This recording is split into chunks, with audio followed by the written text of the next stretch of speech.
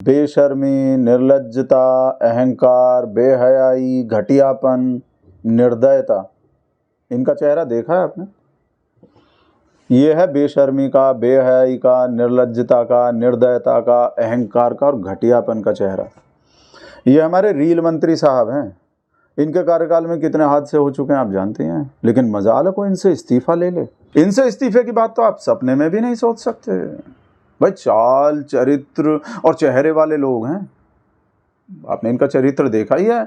नई Delhi railway station पर मची भगदड़ में लगभग 20 लोग मर गए और कितने ही घायल हो गए, लेकिन हमारे रील मंत्री साहब सब कुछ ठीक ठाक बता रहे थे, सब कुछ नियंत्रण में है, सब चंगा सी। जिस समय हॉस्पिटल में लाशों का ढेर लग चुका था, ये उस समय सब कुछ ठीक ठाक बता रहे थे। भाई कमाल का टैलेंट है। रील भी तो कितनी अच्छी बनाते हैं, शायद इसीलिए इनसे इस्तीफा नहीं लिया जाता कि अगर इनसे इस्तीफा ले लिया तो फिर इतनी अच्छी अच्छी रील कौन बनाएगा।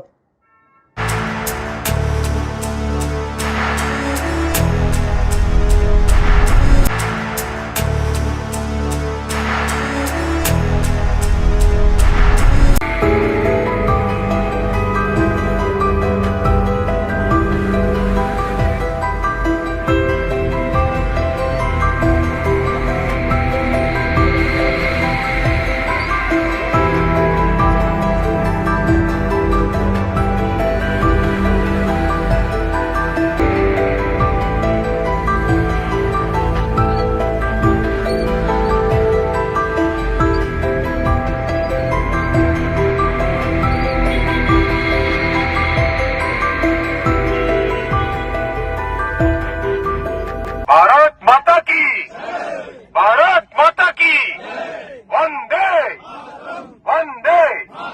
बहुत बहुत धन्यवाद साथियों। शायद इसीलिए इनसे इस्तीफा नहीं लिया जाता, इनके इस टैलेंट की वजह से। और ये रोते भी तो कितना अच्छा है, कैमरे के सामने कोई भी हादसा होने के बाद सबसे अच्छा रोते हैं।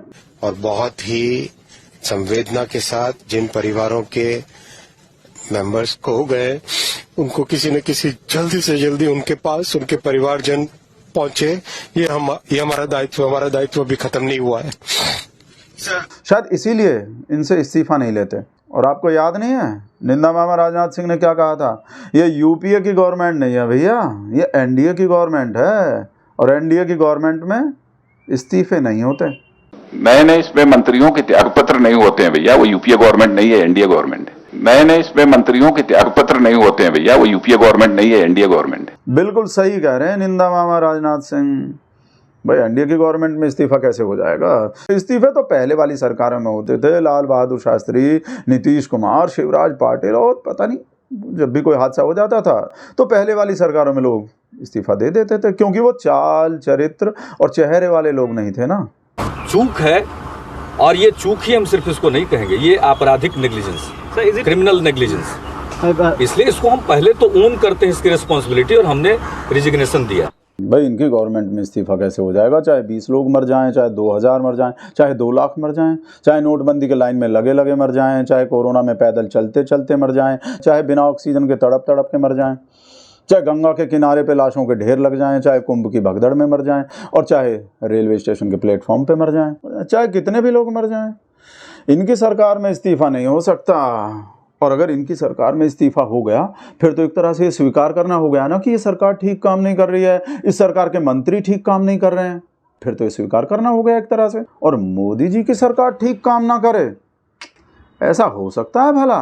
बिल्कुल भी नहीं। चाल, चरित्र और चेहरे वाले लोग हैं तो इनका तो चरित्र कमाल का है, इनका चेहरा कमाल का, और हिंदुओं को जगा भी तो रहे हैं। कितने बड़े बड़े और कितने महान काम कर रहे हैं, हिंदुओं को जगा रहे हैं, हिंदू राष्ट्र बना रहे हैं, हिंदुओं के लिए मस्जिदों के नीचे मंदिर ढूंढ रहे हैं, हिंदुओं के लिए ही तो कर रहे हैं सब काम।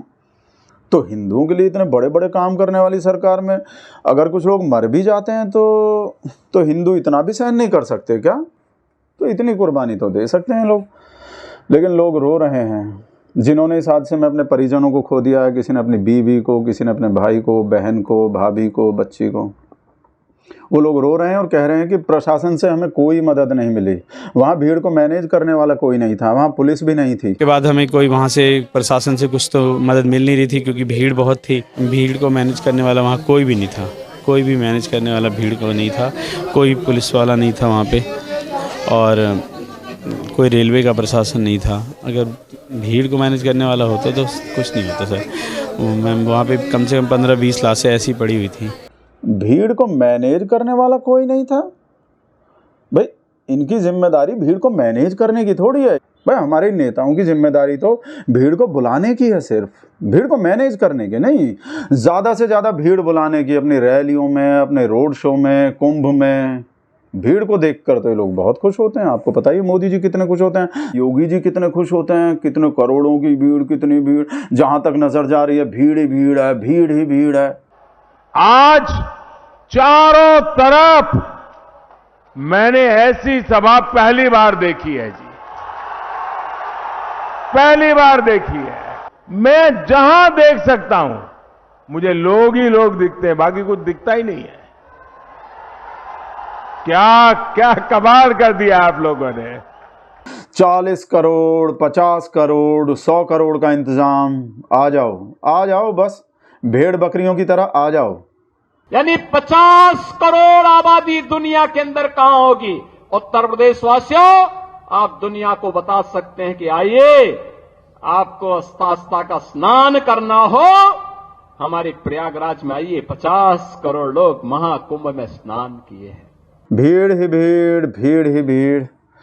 वैसे एक तरह से भीड़ का भला तो ये भी कर रहे हैं अपनी तरह से, पुण्य कमवा रहे हैं, और वो भी इंस्टेंट, मैगी की तरह इंस्टेंट। 2 मिनट में पुण्य कमाओ, डुबकी लगाओ और अपना भला कराओ।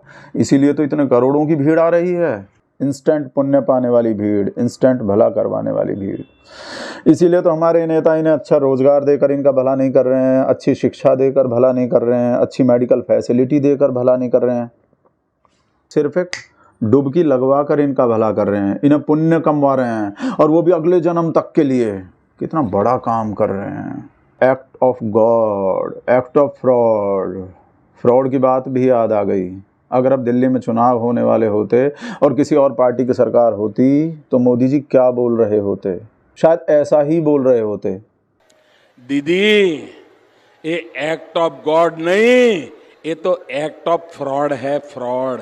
ये एक्ट ऑफ गॉड तो उस मात्रा में जरूर है क्योंकि चुनाव के दिनों में गिरा ताकि पता चले कि आपने कैसी सरकार चलाई है। इसलिए भगवान ने लोगों को संदेश दिया है कि आज ये ब्रिज टूटा, कल ये पूरा बंगाल ऐसे ही खत्म कर देगी, इसको बचाओ। ये भगवान ने संदेश भेजा है। सुन लिया महामानव को। इस भगदड़ के बाद महामानव जी क्या बोल रहे होते? इतनी बड़ी भगदड़ मच गई चुनाव होते ही, बीजेपी के जीतते ही, ताकि लोगों को पता चले कि आपने कैसी सरकार बनाई है।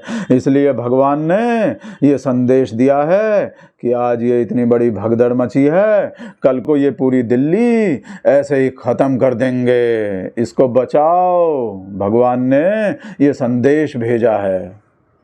शायद ऐसा ही बोल रहे होते महामानव विश्व गुरु जी शेर। नमस्कार।